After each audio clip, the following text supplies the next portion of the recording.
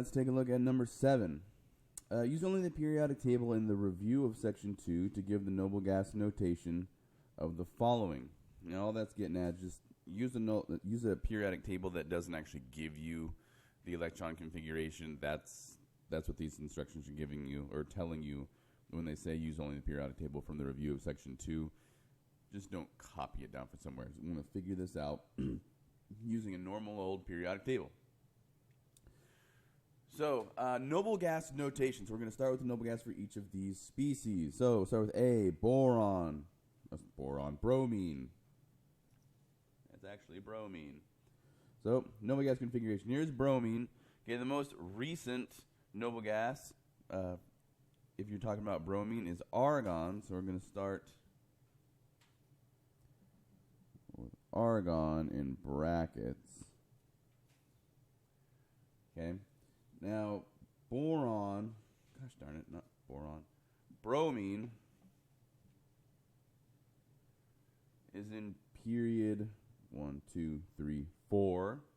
Okay, it's in period 4. So in order to fill the 4p block, you have to go through the 4s and the 3d. Notice there's 3d here. 3d here.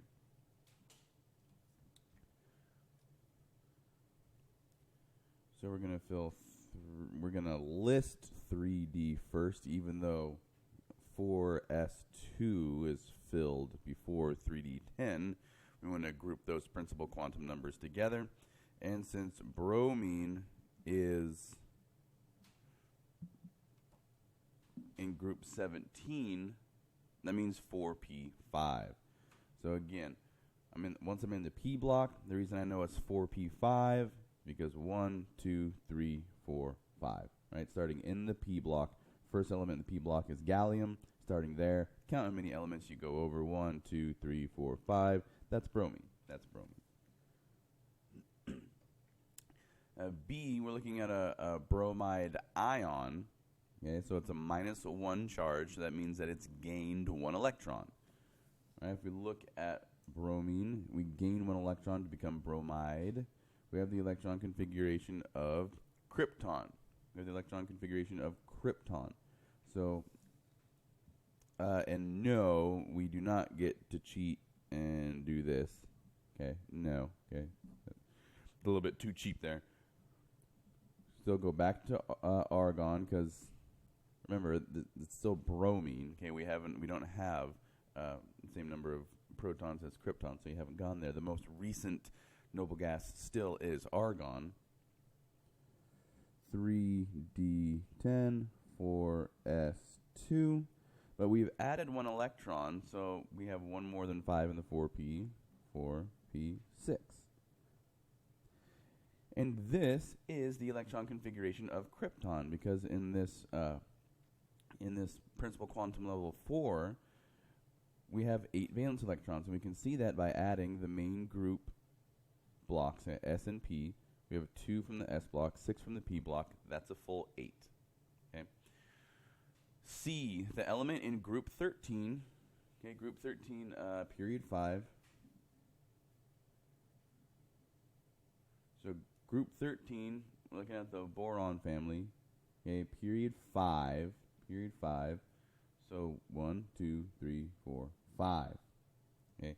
Now that's thallium. Actually doesn't matter which element it is, just happens that that's actually thallium. Now we're in group 5. No, sorry. Group 13, period 5.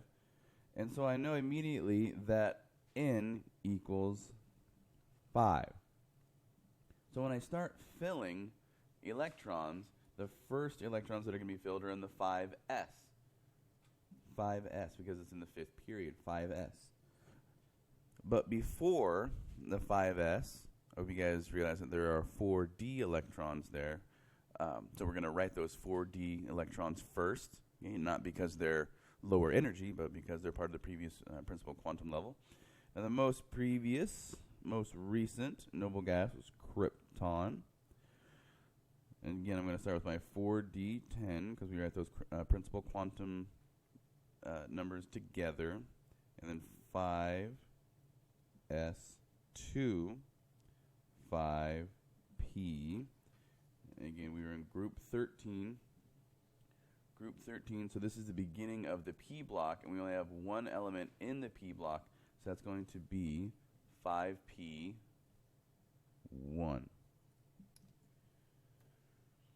As for D, the lanthanide with the smallest atomic number, I'm not actually going to require you guys to do this because the 4f and the 5d orbitals are pretty degenerate. They're really a high in energy, very close in energy, and so this is actually going to be a little bit more annoying. So I'm never gonna require you to be able to do this on a test or a quiz because of that fact, but I will write down the answer just for completeness. 4f1, 5d1, and then the 6s2. 6s is full. The smallest atomic number, essentially talking about the first lanthanide. You're going to have the 2 electrons from the 6s, right, for cesium and barium. You're going to have 5d1 because that's your first lanthanide, which is lanthanum. And then the first, the lanthanide with the smallest atomic number, that's obviously going to be the first lanthanide in the series. And so we're talking about curium. Okay, so 4f1, 5d1, 6s2. Again, that's pretty tricky. All these unfilled orbitals. Because of the degenerate nature of these orbitals, you are not going to be required to do that one on your own, but that's food for thought.